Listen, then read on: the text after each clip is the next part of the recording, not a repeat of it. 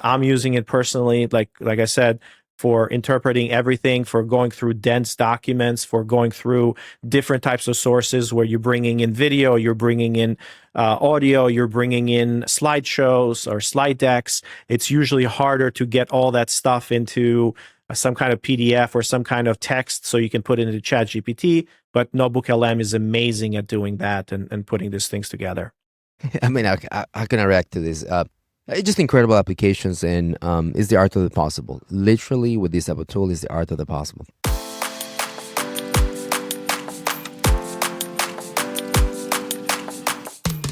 Welcome to Generation AI, where we demystify artificial intelligence, AI, under the lens of higher education. I am JC Bonilla, and I'm joined by my awesome co-host, Artis Kadui. How you doing, pal? Hey, JC, how's it going? We're doing good. I joined you from Turkey, my friend, and wrapping summer. So we're in end of summer type of feeling. How are you doing? I'm doing great. Back to school. My kids actually, it's back to school season. Yeah. My kids have been in school for a couple of weeks now because they go to year-round schooling. But everybody else, it's either dropping their kids off at colleges and for some of them for the first time, and some of them, they're just taking the trip and kind of finishing colleges. Others are getting prepared because I believe this week or next week is kind of the start of the full school season. So it was always a really good time for me going back to school because we worked, as you know, we worked together. Yeah, it was good. I love it, man. It's like the fall or the coming of the season. You, the teenager, like going back to school, or are you talking about you, the adult? Me, the teenager, like going back to school. It was good. Like I liked it. It was, you get back and you have all your friends and you have the activities and it's just a very different vibe. So I kind of miss it. Oh, And I have to live vicariously through my kids. yeah. Summer, right, it brings a different schedule in kids, right? And we experienced that, right? So what I remember from going back to school, and now relate it to my kids, is how the routine changes. So for me, I dreaded though just waking up early. I used to live far from the school. We were the first kids who got picked up from the bus. So it was like a 5 a.m. wake up call. And it was just like those 2 or 3 weeks that were horrific to go from summer wake up time, whatever that was, as a growing up teenager to, or kid, to like crack of dawn. So it was a rough first month. I didn't mind being back to school. It was just the routine and how, that wake up early morning. Anyway. Yeah. So what are we going to be talking today? Look, everyone's talking about back to school. It's important to have our own perspective in back to school, but true to our style and nature, when we discuss this, we want to do something very practical that it's linked to back to school. And in a way, I had the opportunity to go back to you and say, all right, what is the one thing that we can do that is practical, that moves the needle, and is centered around AI and back to school? Knowing that a lot of people are talking about methodology and talking about how shifts in learning and behaviors are going to take place, super important. But we wanted to have something about tools that perhaps in a good AI, generation AI, shifts educational experience, and it's super practical and dear to our hearts. So where does this conversation land us, Artis? What are we talking about, given that I kind of gave you that task, right? Yeah, so today we're going to be going very practical, and we're going to be not reviewing, but we're going to be doing an overview of NotebookLM, and we're going to go a little bit deeper into it, the use cases of NotebookLM, and we're actually going to show you a few things. So if you're not watching this on our YouTube, this is probably a better video episode for you rather than audio, but we're going to do our best in terms of describing everything that we're going to show. So NotebookLM is a Google product, and it's a Google AI product, and that's what we're going to do today. Obviously, going back to school, ChatGPT is kind of all the rage, and the class of 2026 that's actually going as the seniors this year, they're the first generation or their first class that's going to be graduating in 2026 that entered college with ChatGPT. 2023, 2022, end of 22, 23, if you remember. So now they're going to graduate next year with with ChatGPT, having it through their whole educational experience. But today we're going to be talking about NotebookLM, which is a product that we use here at Element all the time, and I'm actually a huge fan of it. I've been giving other talks about NotebookLM, and one of the things that, as kind of we introduce it essentially, NotebookLM is Google's AI-powered research assistance and thinking partner. That's the way Google describes it. Probably within the Gemini family, one of the tools that has had the most innovation throughout the past year or so, right? Yes, one of the tools that it's in the DNA of Element, we use it a ton. And it has very interesting practical applications that I think everybody could benefit from. So Yep. So yeah, we use NotebookLM to analyze research papers, even generating episode ideas for the podcast, and even generating podcasts for internal use cases and overview videos and so on, training components. So we wanted to share a lot of that. But let's start with the basics. Like what exactly is NotebookLM? And we just talked that it's essentially what Google calls it, the research thinking partner grounded in information you trust, build with the latest Gemini models. So what does that mean, JC? Like what's different? Like why is NotebookLM and what's different from ChatGPT and Gemini specifically? Is this where I say podcasts? But anyway, not only is a research partner, right, that you'll find in multiple frontier models in their front end, Chat, GPT, or Claude, and whatnot. It's designed to be source driven. So in a sense, it only starts working for you if you load a document. So PDF, document heavy design, right? As opposed to just prompt and give me something. It needs a context to start doing its conception. And then I'm going to butcher this. Once you've done that, the outputs touch on very modern communication skill applications and outcomes. So we'll talk more about this, but from mind maps to voice podcast conversations or study guides. So it goes from this resource, a document, through, good LLMs and outputs that are very, very shareable in nature. So one of the areas, so where you can go is notebooklm.google.com, and you have access to it. You can have a free version of it, and you can only upload certain documents. But if you have the pro version, you can upload a lot more documents, and you can give you some additional features to it. But what you mentioned is that its grounded strictly on your sources. It means that there is no web knowledge in here. So it doesn't go to the web. It doesn't have its own knowledge internally. It's basically grounded on your sources. So what you're seeing here, as you go to NotebookLM, the first thing that you're going to do is add your sources. And that's kind of where you can start uploading, and you can start uploading a lot of different types of sources in here. But again, the biggest difference versus like ChatGPT is that it's more accurate for specific documents. It cites sources directly, so you can kind of see the sources and it cites them directly. It's less creative wandering, right? It doesn't go in a direction. It gives you very straight answers, whereas ChatGPT really excels in broad ideas, but can hallucinate sometimes, right? If it doesn't use the right sources.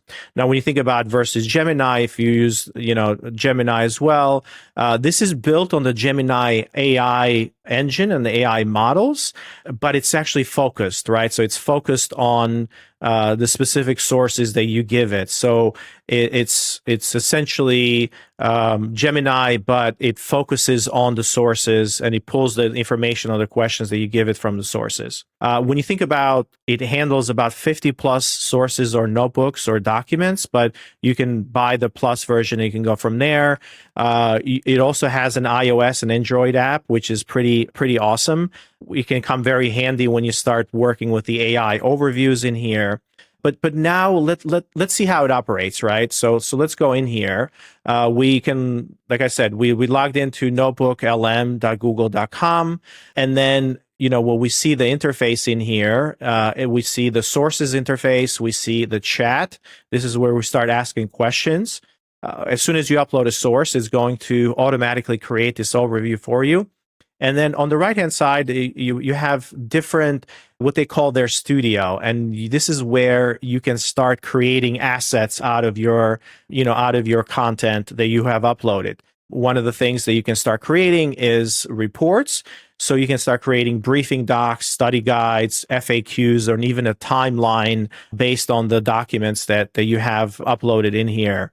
So one of the things that I've done in here for this example is that I have uploaded a recent document in here, a recent report, JC, from Titan Partners, and it's called Driving Toward a Degree 2025. So essentially what this report is, it's just a lot of research in terms of higher education. What are the trends? How do you support students?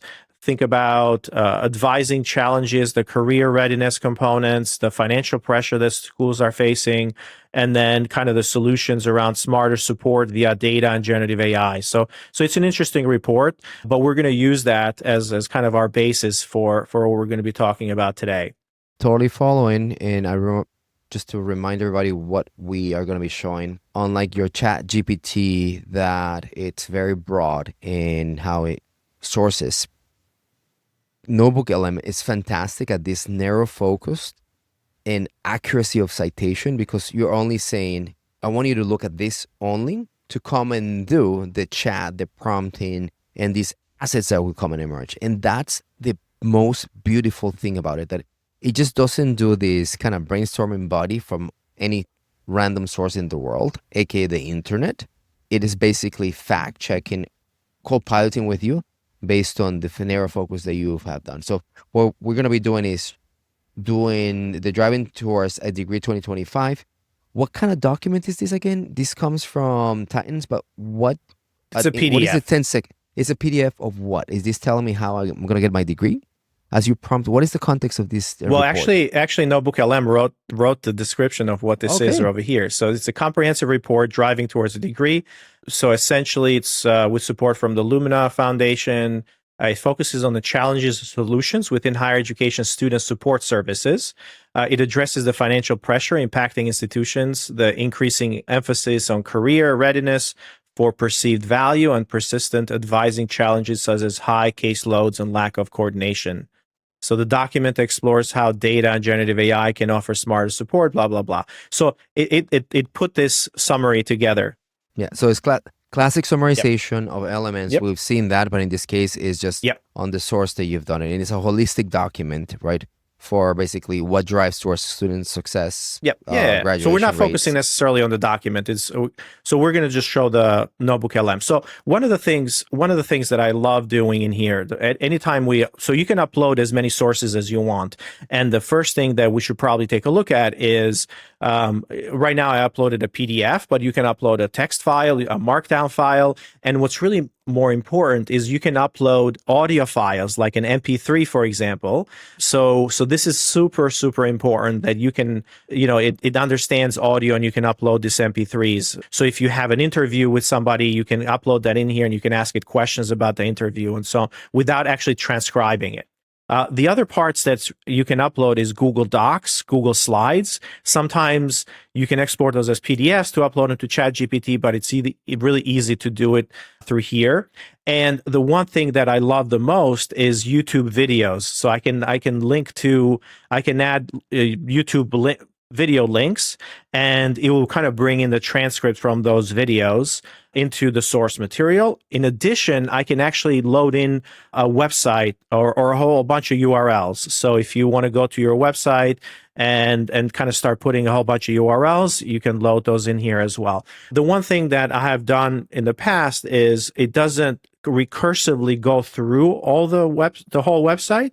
So you have to put individual URLs in here, but you can separate them with a space or a new line like it's recommended in here. So does that make sense? Yeah, of course. One of the classic examples that we do here, Element, is we load slide decks, for example, for a board meeting, right? So, and it creates narrative, and we'll talk about the assets it creates, but really good applications of what we do here. Artist, what's your favorite thing that you've done thus far on LM here? Do you have a favorite one? I noticed that you said that you've done episodes for our show here, but what is the one that you're like, I love this one?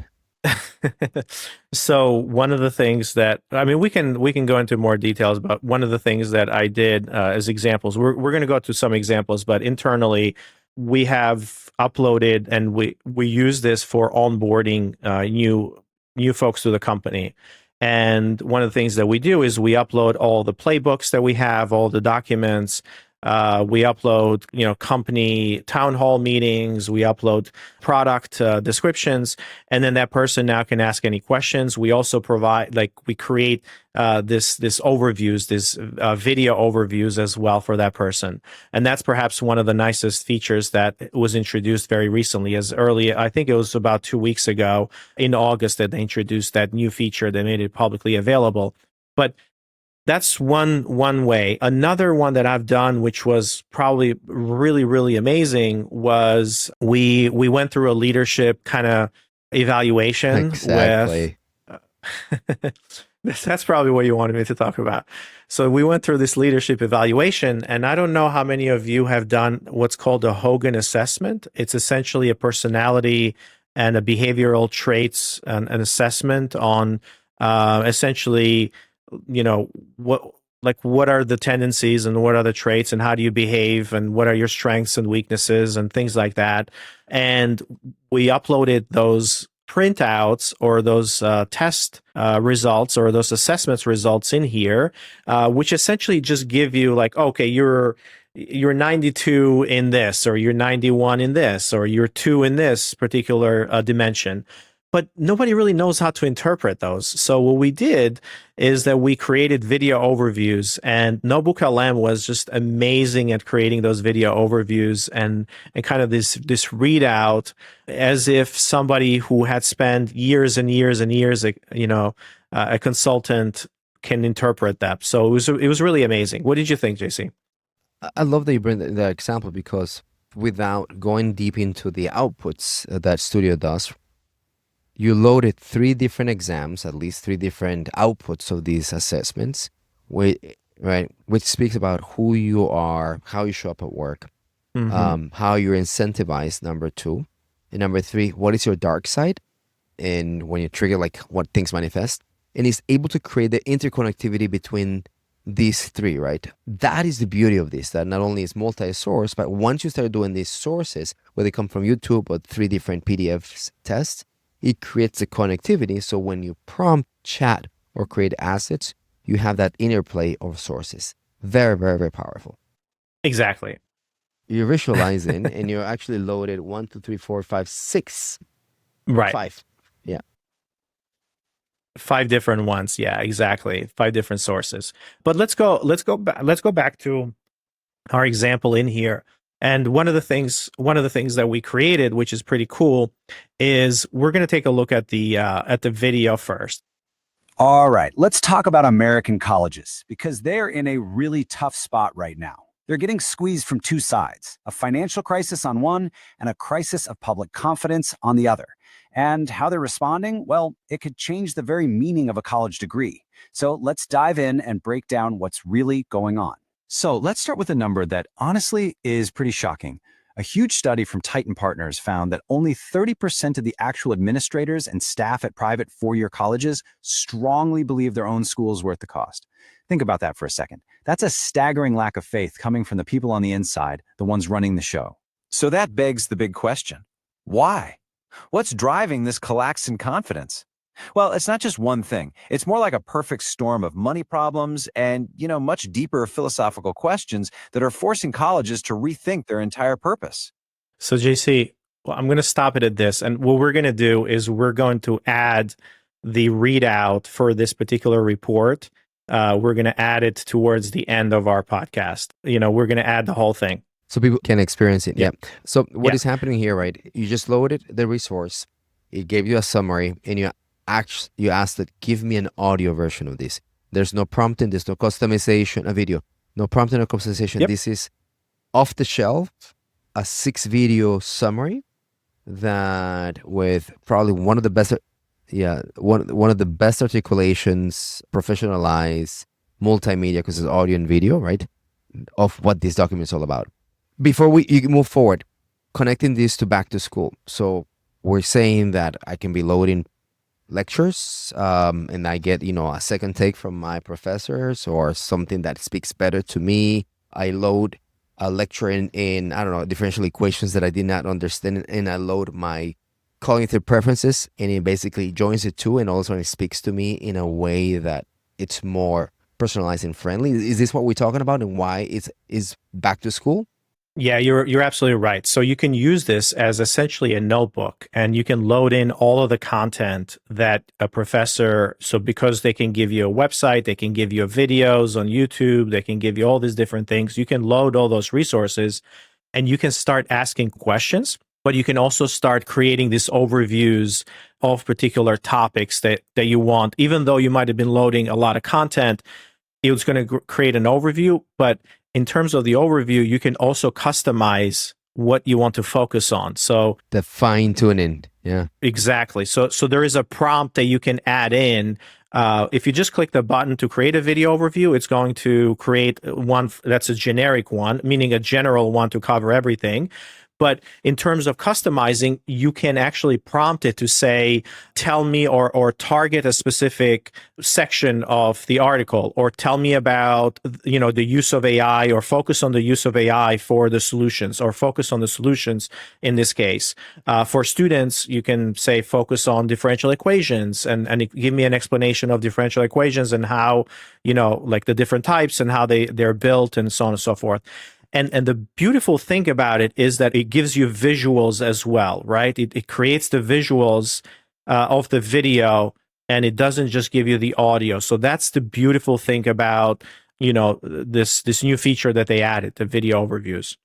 So if I load my entire textbook, and I can start now customizing because the midterm is coming up. So I just need you to give me the walkthrough in video form for chapters 3 to 13, because that's what the midterm is all about. That's how you start basically doing the fine tuning. Before you go more into fine tuning, what other assets are there? There's video, there's mind maps, reports. What other? Yeah. So this is all about. I mean, the examples that we're gonna go into some more crazy examples, but what we have right now. And this is not just for back to school for students, right? Because this podcast is not listened by a lot of students, but you can kind of see how this can be used for that. This can be used for loading in all of the marketing assets, for example, of an institution, all the case studies, everything. You can load in all of the some professors' research, and then you can kind of come up with this video overviews of their research. You can load in a orientation document, and then you can come up with a video overview that you can send to students. At Element, we loaded in a survey results for our pulse survey, and it actually produced a really amazing video for our team, so they can consume what the results of the survey are. So you can do a lot of different things in here, or you can use a lot of those different use cases for that specifically.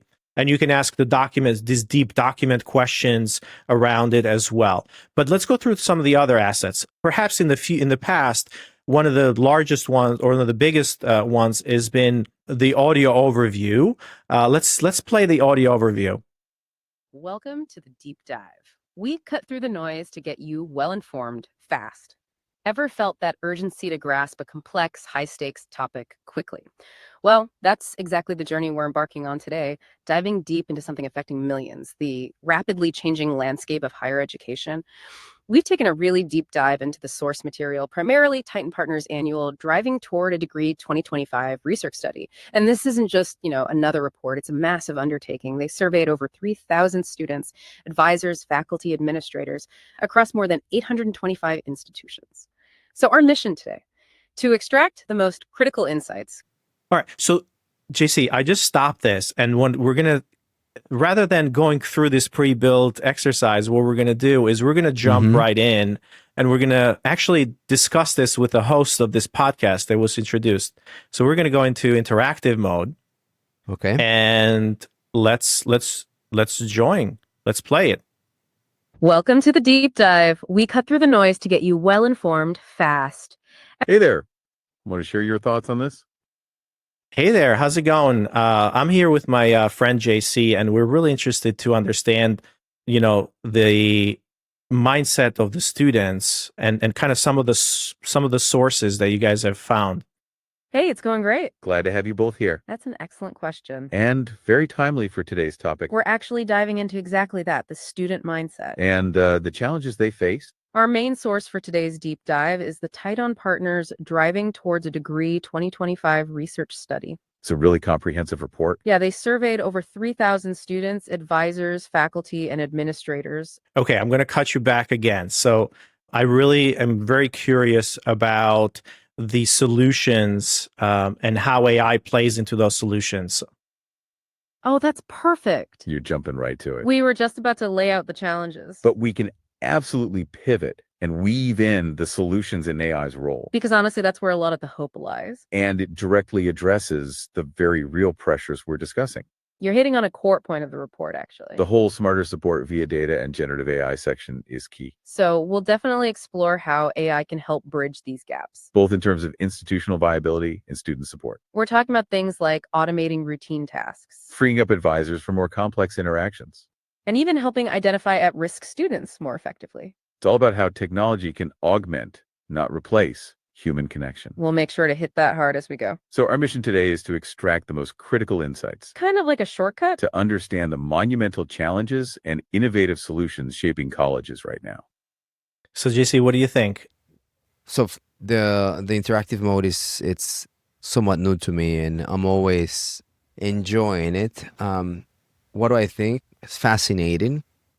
I wish there would be a way, maybe this is a fine tuning, that when I ask the question, it's less elaborate and just to the point, because they give me the answer in a show style presentation. It's elaborate. So Right. You're breaking in. You're joining the podcast. That's basically the way that right. works. Yeah. So I mean, so that's the audio overview, and we can certainly attach this to the end as well, or the video. I don't know which one will be probably more favorable. Before you do that, mind maps. I love mind maps. I've been a student of mind maps. Can we just show everybody what a mind map looks like? A mind map, it's a basically a deconstruction of the key ideas and the supporting ideas of a document. In a way, it maps the hierarchy of these ideas, how it stems from the nodes, the trees, and how they're all interconnected. So it's a wonderful technique for deconstructing ideas and supporting ideas, and it does it for you. So you want to walk people through this? Yeah. This is so what you're seeing right now. What we're kind of exploring right now is a mind map of the document. So the document is the root node, and then it's kind of splits this up into executive summary, the enduring viability or financial pressures, career readiness, perennial advising challenges, solutions, impact, path forward, implications of the path forward, conclusion, and then the appendix side. So which area do you want to explore more, JC? Solutions, obviously. Of course, I was going to go give me solutions, and of course the conclusion, because I'm always just want to see how it ends. So we can kind of zoom in, and as we go to the solutions, there is perennial technology, challenges with adoption, how technology can augment support, and integrations and data solutions. So it kind of split that up into those use cases again. Let's do adoption, expand, challenges with adoption, the second one. Yep. And there's a little bit of bug in here where interesting. No, it's giving you the sourcing, right? Yeah. So it's interesting how. Did you double click on it? No, I clicked on it, so you can see now on the right-hand side. But essentially what we're getting here is the data around the adoption. So you can see over here, so we're exploring the document rather than us typing the questions. We're having this follow-up questions that are being asked of the document. So discuss what the sources say about challenges with adoption in the larger context of solutions, smarter support. So you can see how the mind map, you can navigate the content this way, but it's going to produce the content for you so you can actually see what the results are. So let's dive a little bit deeper on that, right? Let's dive a little bit deeper and let's see where we are. So let's talk about the low gen AI feature usage in advising tools. Is that okay? Yes. So it's giving the sources on the left that describe this low gen adoption feature.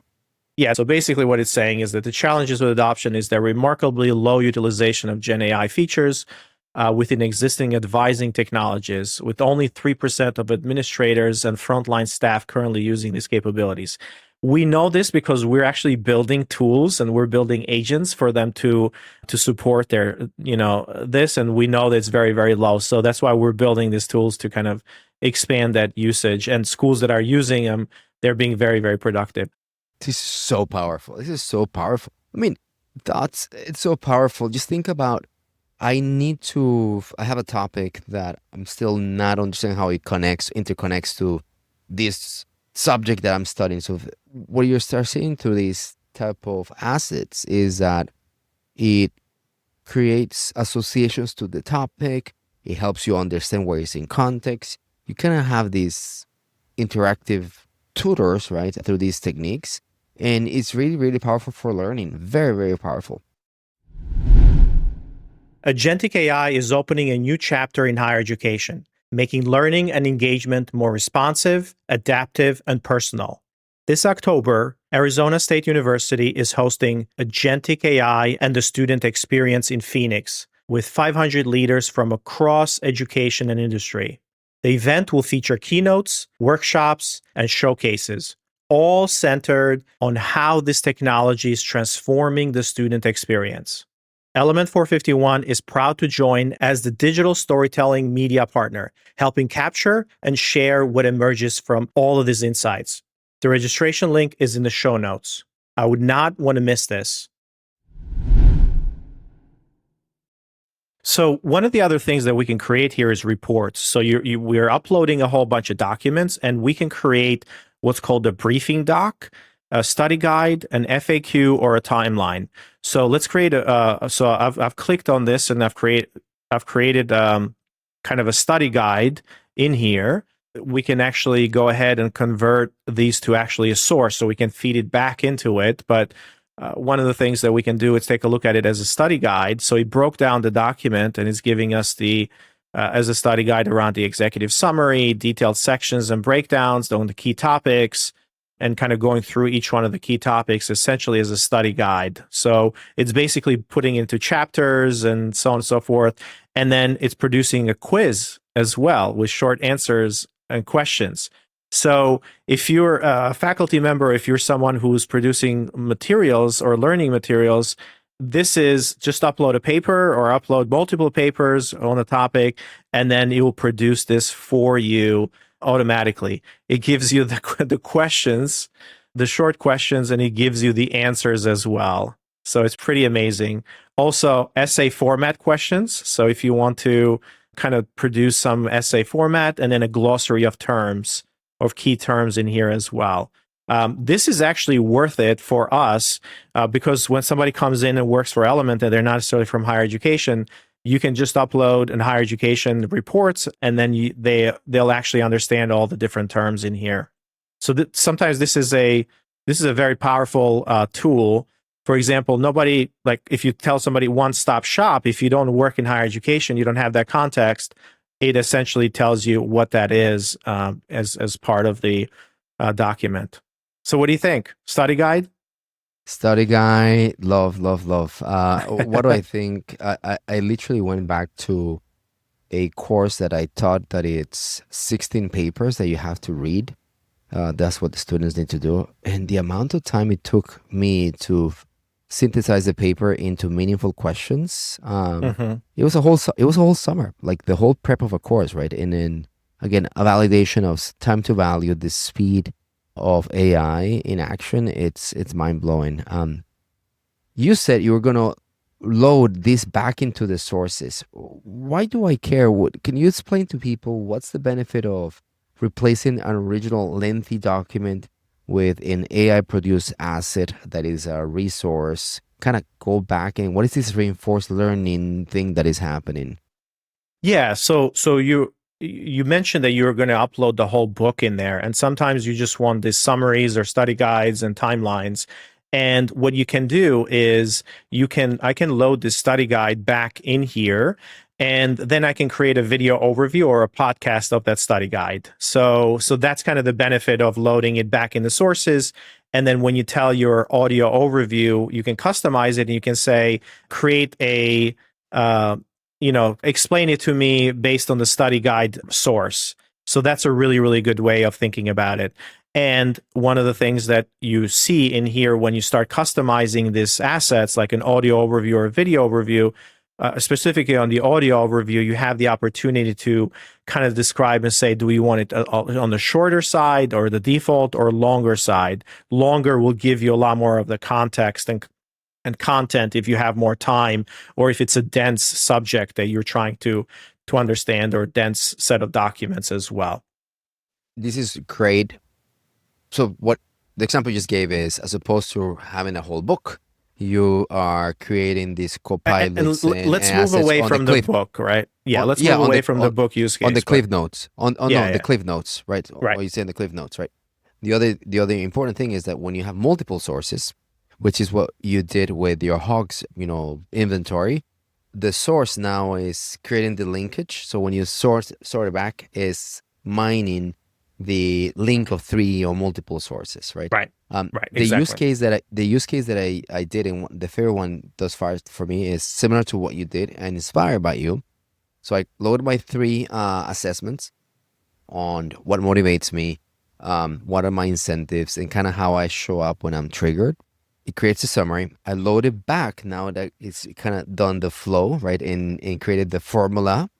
And I prompted for an audience of, in this case, my wife. I wanted her to understand certain parts of me.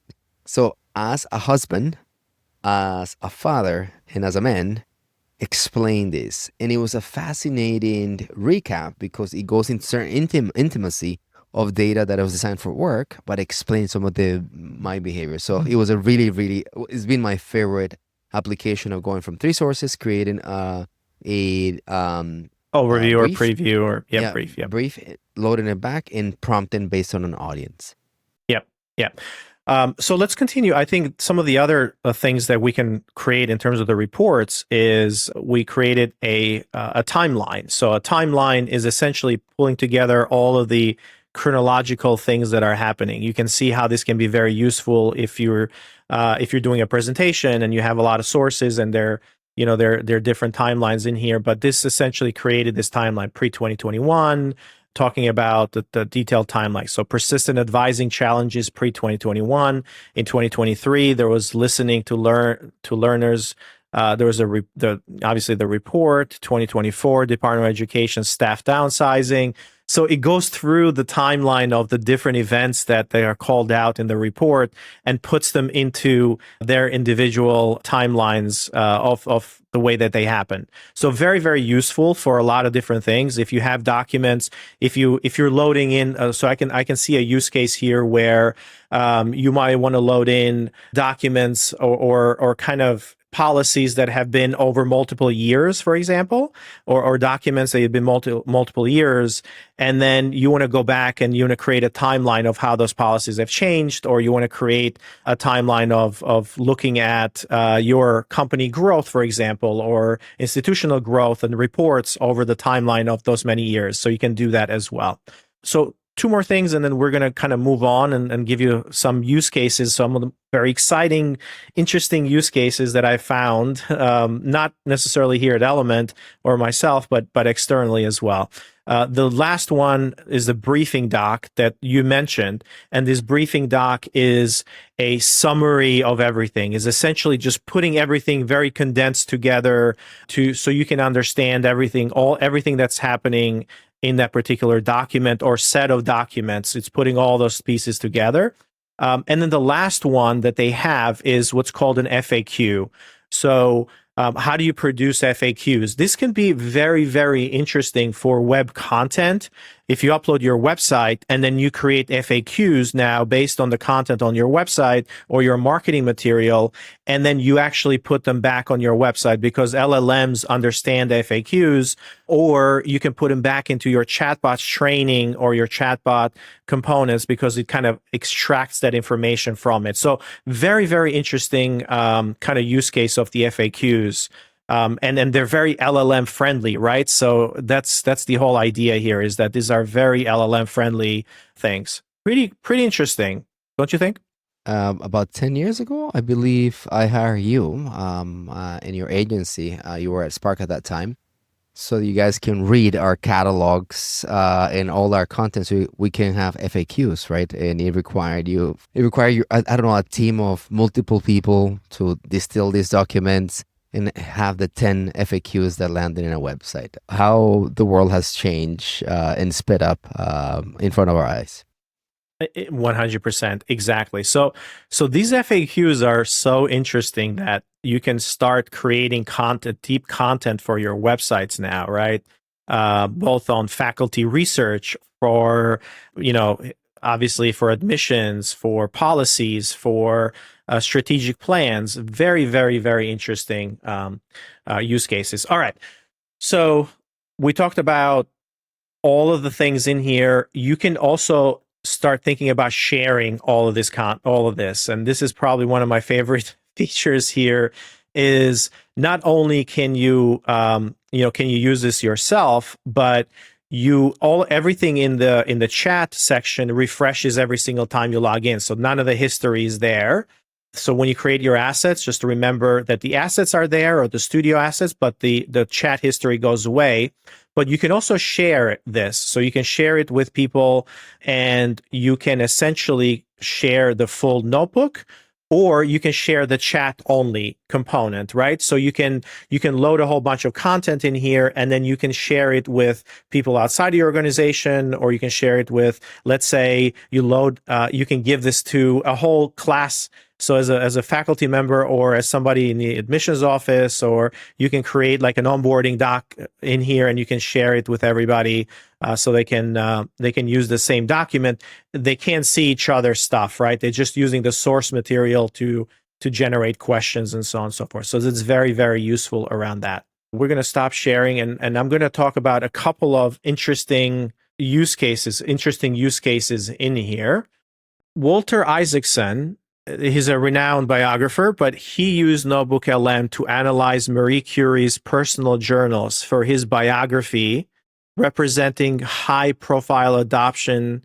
That's a pretty interesting use case. So he loaded in all Marie Curie's, Notebooks biography and notebooks, yeah. and exactly her journals, her personal journals, and then if he's writing a book, he's going through that and kind of creating really, really interesting analysis out of that.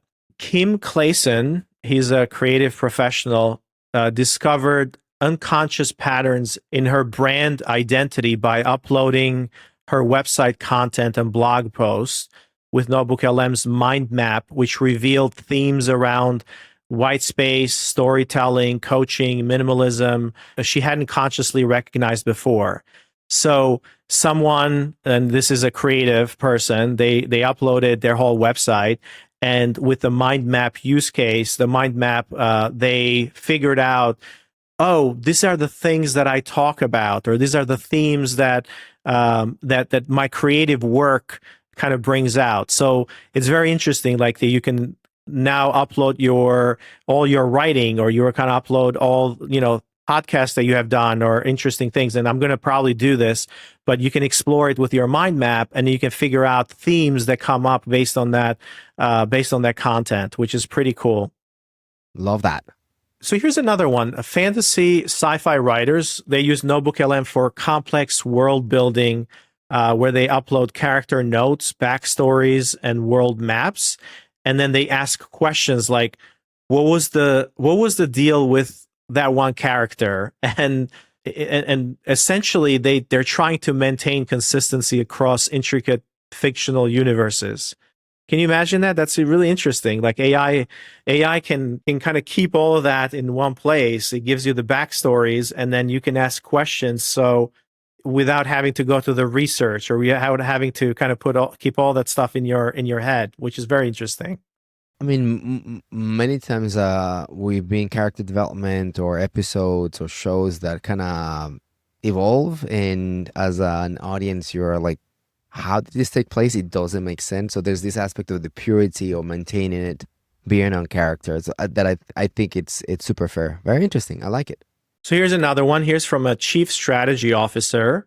He achieved 75% reduction in client interview analysis time. So he uploaded all the transcript and instantly generated structured summaries, but also transforming their, basically transforming their published book into multiple blog posts with different voices and formats. So uploading customer interviews or student interviews or essentially analyzing customer interviews is really, really interesting in this case. Wait, I'm getting this one. So what this is happening is it loads the interviews? Correct. Because you can load audio in here, so you don't have to transcribe them. You can load the whole audio, and then without doing the transcription, you can do the analysis. Gotcha. Another creative application, it really involves uploading YouTube videos, URLs, right? And this is a a geeky one, more of a technical one. I don't know if you know Kubernetes training or Kubernetes, which is kind of this orchestration platform, but it converts 3 to 4 hours of educational videos into digestible audio overviews with asking specific questions like explain the core differences between, I don't know, something and something without watching all these different videos.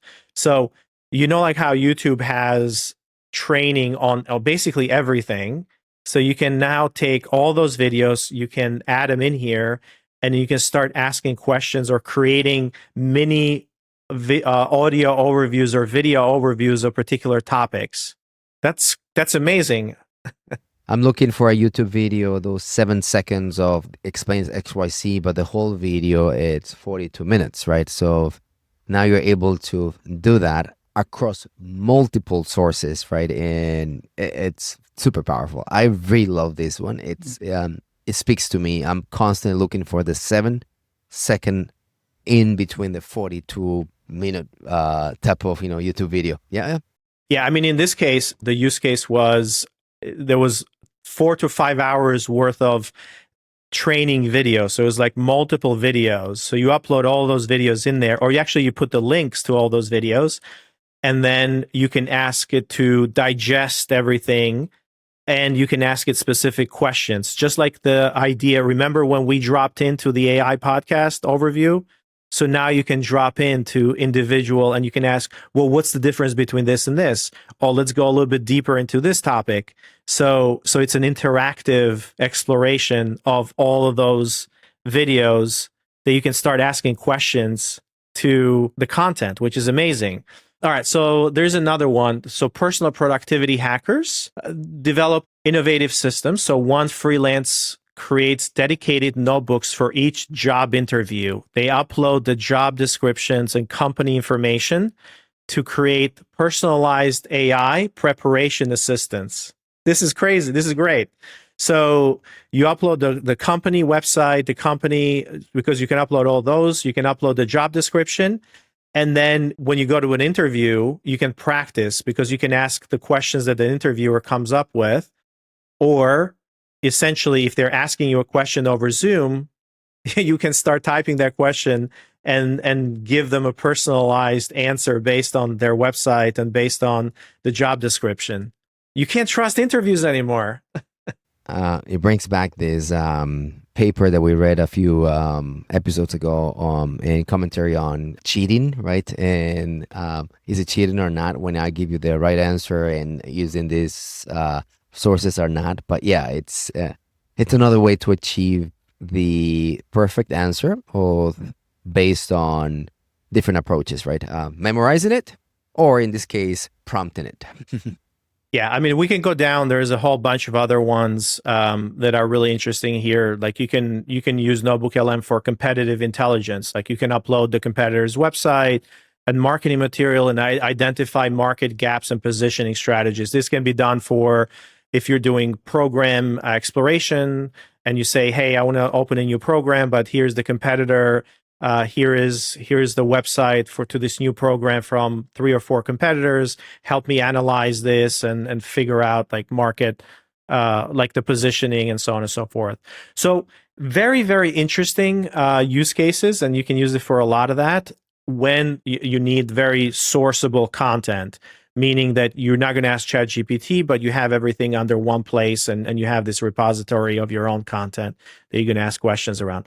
Very useful tool. We're using it more and more here at Element. I'm using it personally, like I said, for interpreting everything, for going through dense documents, for going through different types of sources where you're bringing in video, you're bringing in audio, you're bringing in slideshows or slide decks. It's usually harder to get all that stuff into some kind of PDF or some kind of text so you can put it into ChatGPT, but NotebookLM is amazing at doing that and putting these things together.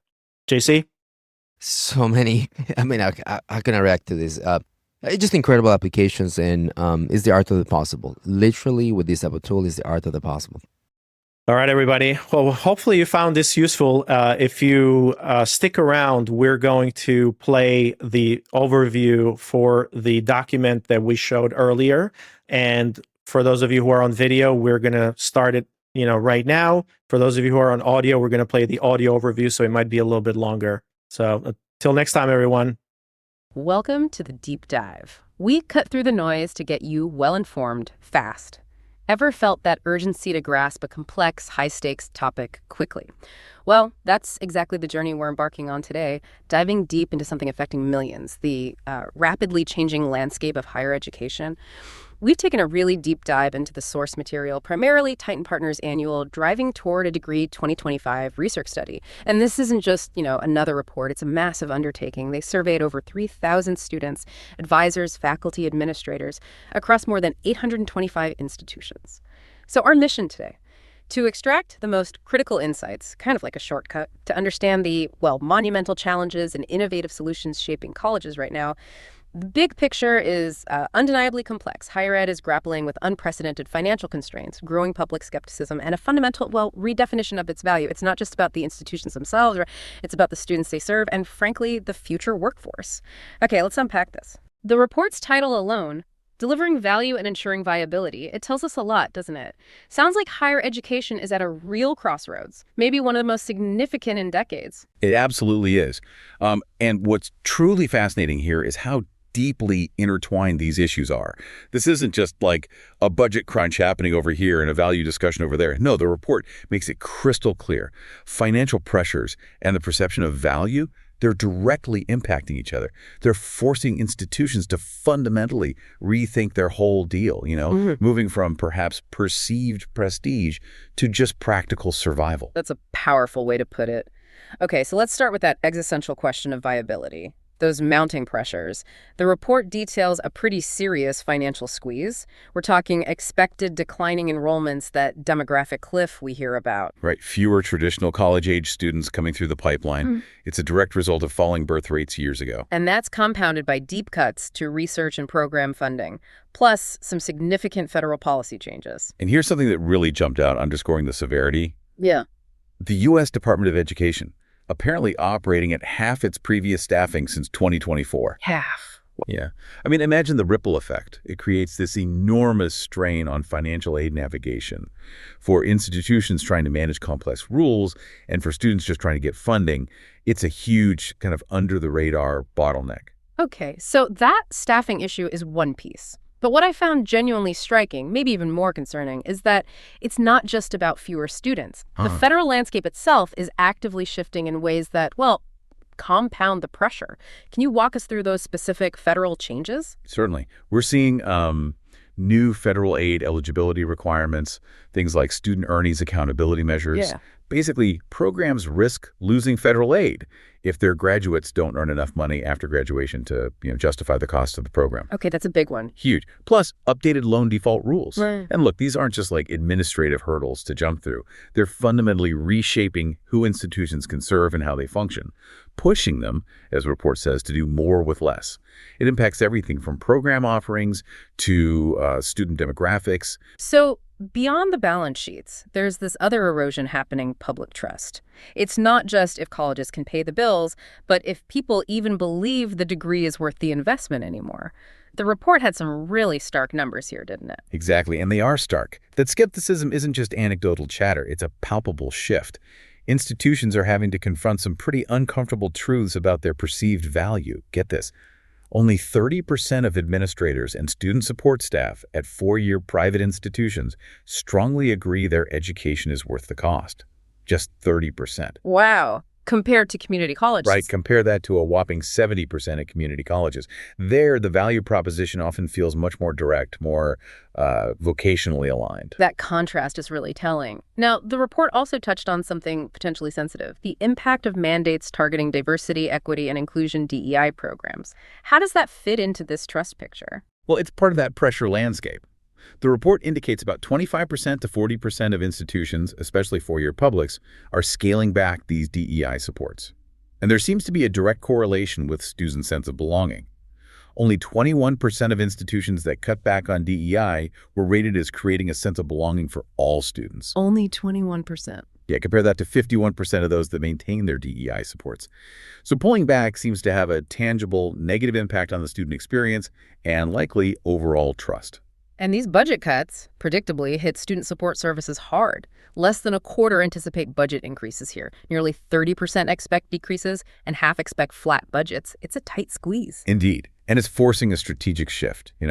Institutions are really prioritizing enrollment at 64-80%, seeing it as key in student support services, about 50-59%, because they see them as crucial for persistence and, well, revenue stability. What's also really clear is that academic and career advising are seen as having the strongest influence on perceived value. We're talking 65-82% agreement there. So those are the levers they want to pull. Yeah. Exactly. Critical levers, even with limited resources. But what does this mean for the people on the front lines, the advisors? The report paints a tough picture. Over 60% of institutions facing persistent staffing challenges, unfilled jobs, hiring freezes. Right. And the consequence, it's pretty dire. 74% of four-year publics and 72% of large institutions are increasing advising caseloads. This is happening even though high caseloads have been the #1 barrier to effective advising for, 5 years running? 5 years straight. It just raises this huge question. How can institutions possibly ensure quality, personalized support when the human capacity is stretched so incredibly thin? I mean, imagine being an advisor with 300-plus students. The report mentions advisors with caseloads over 300 are less engaged, more likely to leave. The burnout must be immense. And that impacts student trust, persistence. Absolutely. The report shows these structural limitations or just deepening that impact, fueling a kind of vicious cycle that really needs to be broken. Okay, so given all these pressures, financial, trust, staffing, it's maybe no surprise that the whole value of a college degree is being reimagined. The report says its value is now increasingly pegged to career readiness. That feels like a significant shift from maybe more traditional academic focuses. Why now? Why the urgency? Well, it's largely a pragmatic response, isn't it, to the economic realities and that public skepticism we just talked about. There's a really direct correlation here. The belief that college is worth the cost. It's almost universally predicted by the perception that it prepares students for career success. Like 95% agreement among those who see the value. 95%. Yeah. The data even shows like a 1-unit increase in belief in career prep predicts a 0.43-unit increase in belief in the overall value. So for institutions struggling with viability, ignoring this connection is just not an option anymore. So what is career readiness then in this context? It's clearly more than just get a job, right? Oh, definitely. The report defines it as multifaceted. It includes career exposure and advising, actual job-related skills development, maybe through non-degree credentials, plus soft skills like communication, teamwork, and crucially, job or experiential learning placements. Think internships, apprenticeships. Those it delivered. Through various channels. Yeah. Dedicated career services offices, definitely. Yeah. Employer partnerships are key. Those non-degree credentials, or NDCs. And even embedding career exploration right into academic courses. Yeah. We see differences too, right? Community colleges often focus more on that external exploration apprenticeships industry credentials, whereas four-year institutions might put more emphasis on embedded curriculum activities, critical thinking within the major. The report mentions UMass Amherst and Bryant University as examples. Yeah, UMass Amherst's College of Social and Behavioral Sciences offering targeted career readiness courses, and Bryant embedding career exploration into a required first-year experience. Good examples of integrating it. That makes a lot of sense, seeing institutions trying to weave this in. But despite this focus, the report points to some big barriers to engagement, like a major awareness gap. Huge. Student awareness of career services is surprisingly low. Only 42% of students even know they exist. Only 42%. That seems like a massive missed opportunity. It really highlights a critical disconnect. And here's another one. While over 52% of stakeholders believe mandatory career advising would significantly increase uptake, Yeah. only a tiny 9% of institutions have actually implemented mandatory advising at scale. 9%.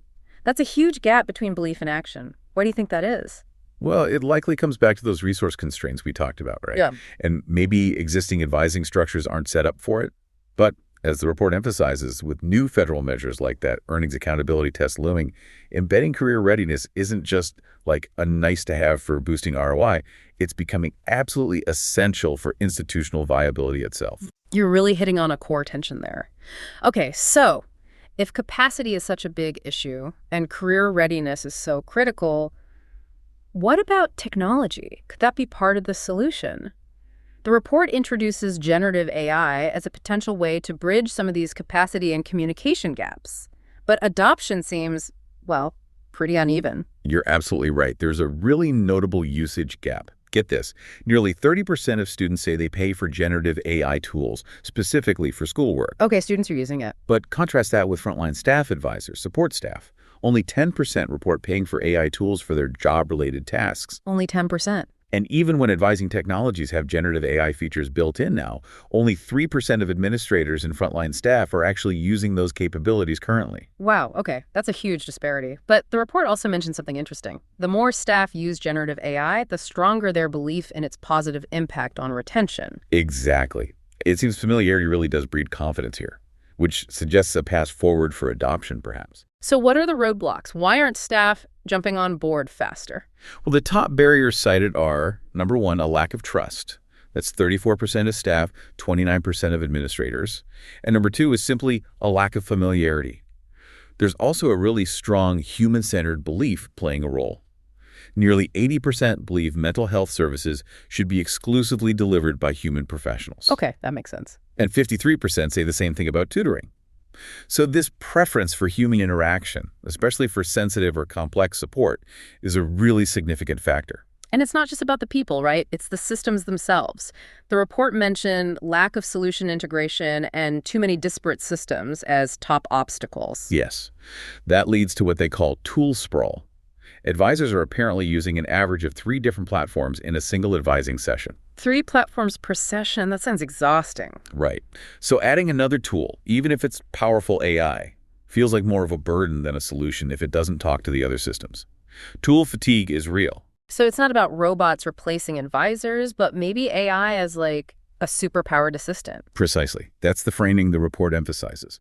When generative AI is positioned as a tool to augment human capacity, to handle routine tasks and free up advisors for those deeper, more personalized connections students need, that's when it can gain acceptance. What kind of tasks are we talking about? Think administrative stuff, 38% of advisors see potential there. Or helping students interpret complex degree audits, or exploring career options based on their profile, 30 to 40% see potential there. Basically, high volume, low complexity tasks. Answering common FAQs, drafting routine messages, summarizing advising notes, maybe even flagging potential student risks for early alerts. That makes a lot of sense, especially with how stretched advisors are, and it sounds like there's even a push from the top. The U.S. Department of Education encouraging responsible AI use. Yes, there's recent guidance encouraging strategic and responsible use. So there's a bit of a federal tailwind, which could help nudge things along and maybe address some of those trust issues over time. And the efficiency gains could be significant. Daily Gen AI users, they're 70% more likely to say it makes their job easier. 70%. Yeah. And when you pair AI with integrated data platforms, it can also boost equity, making it easier to spot demographic patterns among students who might be struggling. 13% found it easy with integrated data versus 5% without. That helps flag at-risk students sooner. It's really about working smarter, leveraging tech to ensure no student falls through the cracks just because of capacity limits. Okay, so as we wrap up this deep dive, it's clear higher ed is under immense pressure. But the path forward seems to be about, well, intentional adaptation. The report lays out quite a blueprint. Let's quickly touch on how institutions can navigate this, starting with leadership. Absolutely. Step 1 is decisive leadership. No more wait and see. This means actually codifying policies like mandatory career advising, integrating support services so they're not siloed, actively protecting financial aid access for students. And related to that, anticipating those financial aid demands is crucial. Bolster financial aid advising capacity, maybe even cross-train academic advisors on basic financial aid questions. It's about being proactive to help students navigate the complexities and ensure the institution remains compliant with those new rules. That makes sense. And given the demographic cliff, diversifying enrollment seems critical, especially for those four-year privates maybe too reliant on traditional students or international students. Indeed.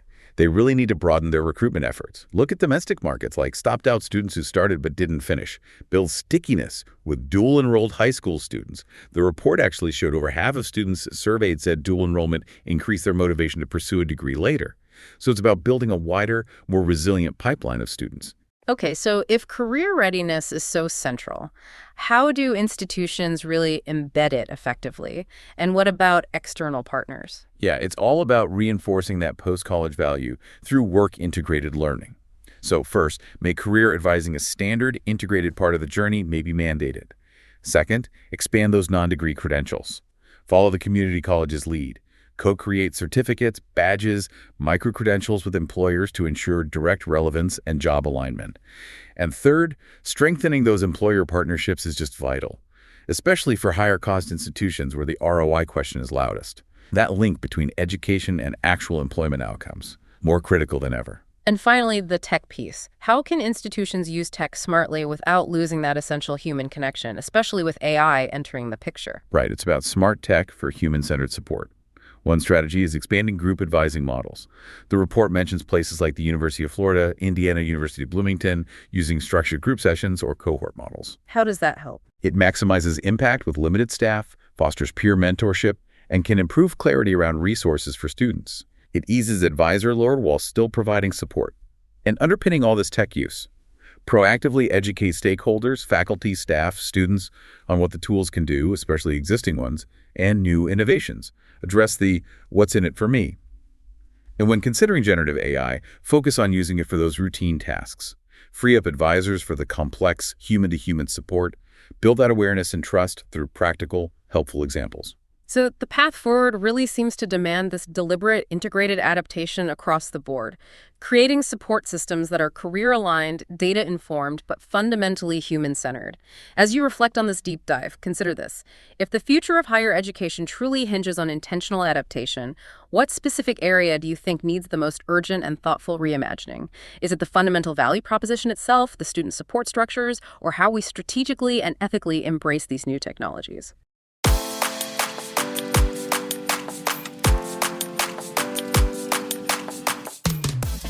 Generation AI is part of the Enrollify podcast network. If you like this podcast, chances are you're going to like other Enrollify shows too. Our podcast network is growing weekly, and we've got a wide range of marketing, enrollment, and higher ed technology shows that are jam-packed with stories, ideas, and frameworks, all designed to empower you to be a better higher ed professional. Enrollify is made possible by Element 451, the next generation AI student engagement platform that's helping institutions all over the country create meaningful, personalized, and engaging connections with their prospects and students. Learn more at element451.com.